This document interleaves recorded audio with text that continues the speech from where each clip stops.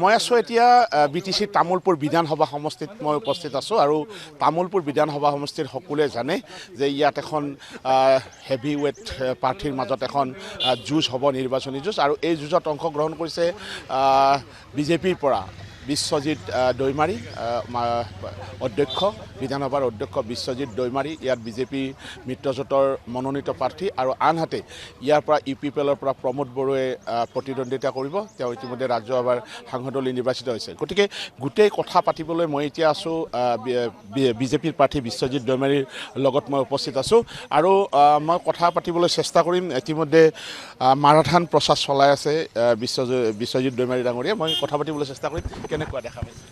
এনেতো ভালে, য'তে যাওক য'তে নাযাওক চব ফালেদি, আৰু চবে মাতি আছে, মইতো যাবই পৰা নাই। য'তে গৈছোঁ খুব উৎসাহেৰে ওলাইছে। মানুহৰ এটাই কথা, কোনো কথা নাই, আমি NDAক ভোট দিমেই, পদুমত ভোট দিমেই, হিমন্ত বিশ্ব শৰ্মা ডাঙৰীয়া, নৰেন্দ্ৰ মোদী ডাঙৰীয়া। গতিকে তেওঁলোকক আমাক লাগে দেশৰ কাৰণে।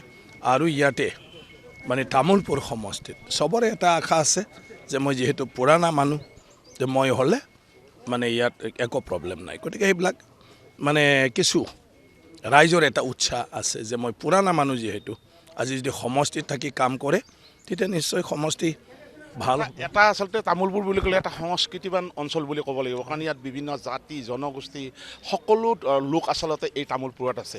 গতিকে এনেকুৱা এটা ঠাইত প্ৰত্যেকটো জনগোষ্ঠীৰ পৰা আপুনি কেনেকুৱা ধৰণৰ সমৰ্থন পাবলৈ সক্ষম হৈছে? কাৰণ সকলোতে বিজেপি নহয় বা সকলোতে UPPL নহয়, সাধাৰণ লোকৰ কেনেকুৱা ইয়াত সমৰ্থন? নাই, ইয়াততো কোনো পাৰ্টি চোৱা নাই। ইয়াত চবে পাৰ্টি হিচাপে চাইছে, এটাতো হ'ল NDA হিচাপে চাইছে, মানে হিমন্ত বিশ্ব শৰ্মা ডাঙৰীয়া। আজি হিমন্ত বিশ্ব শৰ্মা ডাঙৰীয়া প্ৰত্যেকটা পৰিয়ালৰ লগত জড়িত। বিশেষকৈ মহিলাসকলে জানে যে আজি হিমন্ত বিশ্ব শৰ্মা ডাঙৰীয়াই মানে ল'ৰা ছোৱালীক লৈ সংসাৰ চলাই থাকোঁতে কিমানখিনি সহায় কৰিছে। আজি ৰেচনৰ চাউল, দালি, চেনি, নিমখৰ পৰা আৰম্ভ কৰি আপোনাৰ অৰুণোদয়ৰ জৰিয়তে টকা, প্ৰত্যেকজন ছাত্ৰ ছাত্ৰীক মেট্ৰিক পাছ হোৱাৰ পিছত জলপানী মাহে মাহে 1000, মাহে মাহে ডিগ্ৰীত 1250, মাহে মাহে যিবিলাকে ইউনিভাৰ্চিটি পঢ়িছে 2500। ইয়াৰ বাদেও মহিলা উদ্যমিতাৰ দ্বাৰা আজি প্ৰত্যেকজন মহিলাক 10,000কৈ দিছে, আকৌ 25,000 দিব। এতিয়া অৰুণোদয়ক আৰু 3,000 দিব। গতিকে ৰাইজক সেইটো লাগে। ৰাস্তা পদূলি সেইবিলাকতো কৰিছে। আমাৰ তামোলপুৰ সমষ্টিত তামোলপুৰখন জিলা কৰি দিলে হিমন্ত বিশ্ব শৰ্মা ডাঙৰীয়াই। আজি তামোলপুৰত পাগলা নদীত 2খনকৈ দলং হৈ আছে, আৰু এতিয়া বাকী ৰাস্তাখিনি আছামমালা তেখেতে ঘোষণা কৰিলে।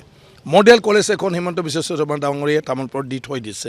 এতিয়া সম্পূৰ্ণ এইবাৰ অহা বছৰৰ পিছত আমি তাত ছায়েন্স ষ্ট্ৰীম আৰম্ভ কৰিম। মেডিকেল কলেজ তেখেতে আৰম্ভ কৰি দিলে।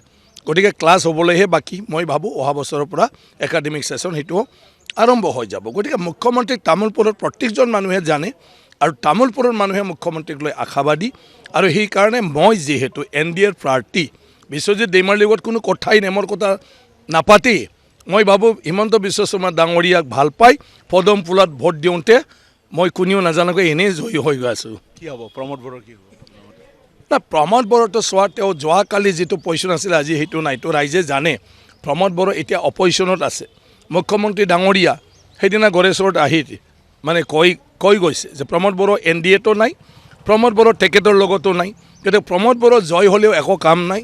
গতিকে তাতকৈ বিশ্বজিৎ দৈমাৰীৰ লগত থাকক, তো মোৰ লগত থকা হ'ব, আৰু ইয়াত উন্নয়ন আমি দ্ৰুতগতিত কৰি যাব পাৰোঁ। গতিকে প্ৰমোদ বড়ো আজি অপজিশ্যনত থিয় দিছে। গতিকে তামোলপুৰ ৰাইজে অপজিশ্যনত থকাৰ ইচ্ছা নাই।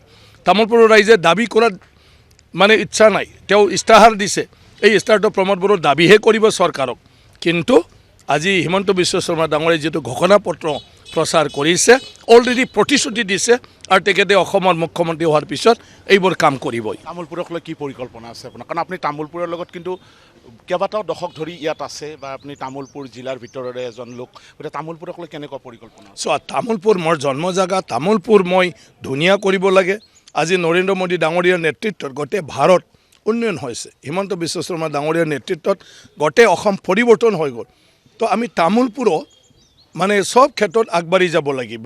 সেইটোৰ কাৰণে তামোলপুৰৰ আমি কি কৰিব পাৰোঁ সেইখিনি আমি চাইফালে আমি এতিয়া মুখ্যমন্ত্ৰী ডাঙৰীয়াৰ লগত থাকি সেইবোৰ কাম আমি ইয়াতে কৰিব লাগিব।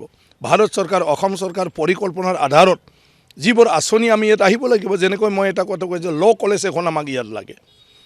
BEd কলেজ এখন আমাক ইয়াত লাগে তামোলপুৰত আজি সায়েন্স কলেজ লাগিছিলে অলৰেডি মডেল কলেজ হৈ আছে আমিতো সায়েন্স ষ্ট্ৰীম কৰিম ইয়াৰ বাদেও স্কিল ডেভেলপমেণ্টৰ কাৰণে পলিটেকনিক নহ'লেও আমাক ITI বা ITI টাইপৰ যিটোৰ দ্বাৰা আমি আধুনিক শিক্ষা টেকনিক্যাল দিব পাৰোঁ এই অনুষ্ঠান আমাক লাগে এটা মোৰ শেষ প্ৰশ্ন আছে যে ধৰক কোনোবাই বিজেপি নকৰে কোনোবাই BPF নকৰে মই ইয়াতো আছে আপোনাৰ লগতে আছে ধৰক কোনোবাই এক্স ষ্টুডেণ্ট হয় আছুৰ পৰা আহিছে তেওঁ আপোনাৰ লগত সংগ দিছে ইয়াত দেখা পাইছোঁ যে দল নোহোৱা স্বত্তে কিন্তু কিছু মানুহ আপোনাৰ লগত আছে তেখেতসকলৰ প্ৰতি কি ক'ব আপুনি নহয় কিয় আহিছে আচলতে মই ধন্যবাদ তেওঁলোকৰ এটা আশা আছে যে বিশ্বজিৎ দৈমাৰী আগৰ পৰাই পাই আহিছে আগতে বিশ্বজিৎ দৈমাৰী 2006 চনৰ পৰা অন্য দায়িত্বত থাকি ফালে কাম কৰি আহিছে কিন্তু আজি তামোলপুৰ সমষ্টিৰ বিধায়ক হোৱাৰ লগে লগে তামোলপুৰৰ মানুহৰ আশা আকাংক্ষাটো বিশ্বজিৎ দৈমাৰীয়ে কৰিব পাৰিব আৰু মোৰ জীৱনত যিহেতু